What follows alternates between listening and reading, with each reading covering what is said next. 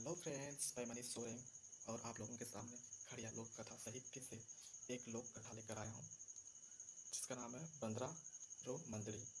ये पार्ट 1 है और इसके बाद भी बहुत सारी लोक कथा आपको एक एक करके कराऊंगा और लास्ट में वीडियो तक बने रहिए।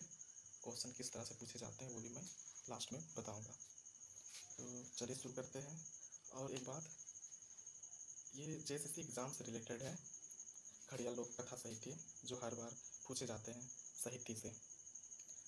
Jharkhand police, JS, excise constable, CGL और भी झारखंड लेवल के एग्ज़ाम में सारे हमें देखने को मिलते हैं। चलिए हम शुरू करते हैं। खड़िया लोक कथा, ये एक लोक कथा है। बंदरा रो मंदड़ी, एक बंदर और मांदर के बीच में ये कहानी है। एक रिजवार लड़का था। करम पर्ववासी दिन तालाब नहाने गया। तालाब जाते समय वह अपना मांदर ले गया। तालाब पास पहुंचा और खेत के आर के पास मांदर को रख दिया और कपड़ा उतारकर गाना गाते हुए पानी में उतर गया। तो ये कहानी है बंदरा रो मंदड़ी, जो खड़िया में लिखी हुई थी, उसे मैंने हिंदी में अनुवाद किया है जिससे आपको अच्छे से समझ में आ जाएगी। तालाब के पास एक लोहा का पेड़ था। वहाँ एक बंदर रहता था और वह लड़का तो तालाब में ही नहाने में मस्त था।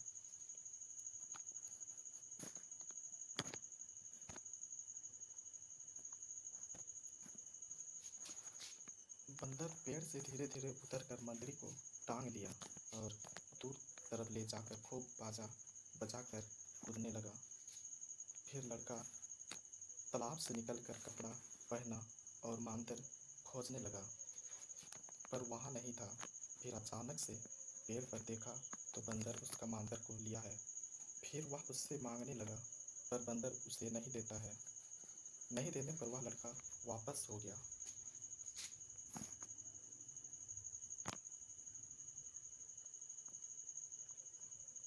होता क्या है कि एक लड़का जो कर्म पर पासी के दिन तालाब में नहाने जाता है और साथ में मांदर लेके जाता है, और नहाने के दौरान मांदर को तालाब के किनारे रख देता है। वही जगह एक बंदर भी होता है जो उसके मांदर को चोरी कर लेता है। चलिए अब आगे देखते हैं।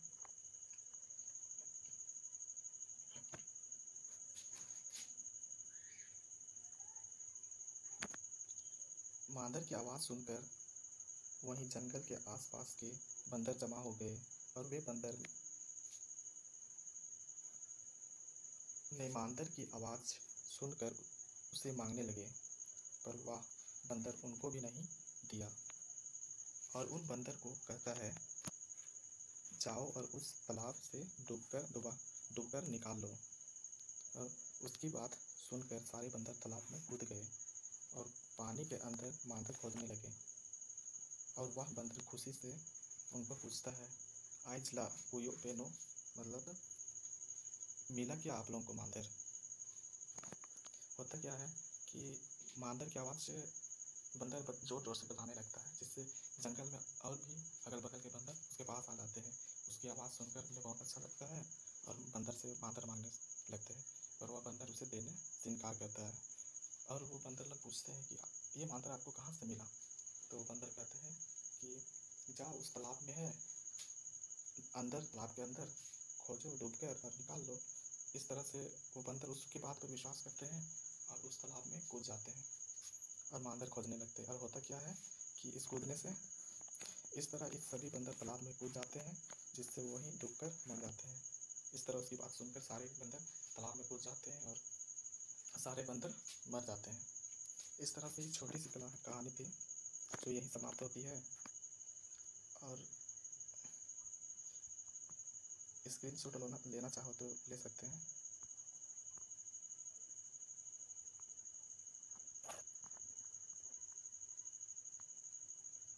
अब अंत में मैं बताता हूँ कि इस तरह से पूछी जाती है।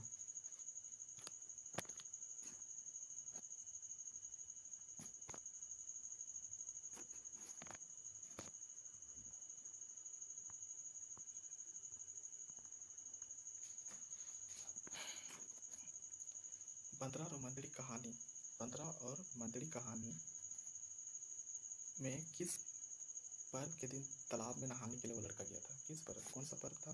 कर्मा का पर्व। कौन सा पर्व? कर्मा का पर्व। कर्मा के पर्व के दिन। ये तो पहला क्वेश्चन हो गया, इस तरह से बनता है क्वेश्चन। दूसरा हम देखते हैं,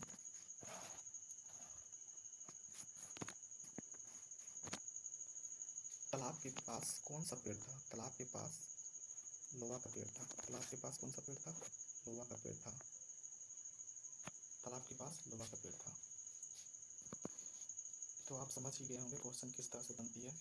तो आज वीडियो यहीं तक, और भी आने वाले वीडियो के लिए चैनल सब्सक्राइब कर लीजिए और लाइक बटन कर दीजिए ताकि मुझे भी मोटिवेट मिलते रहे।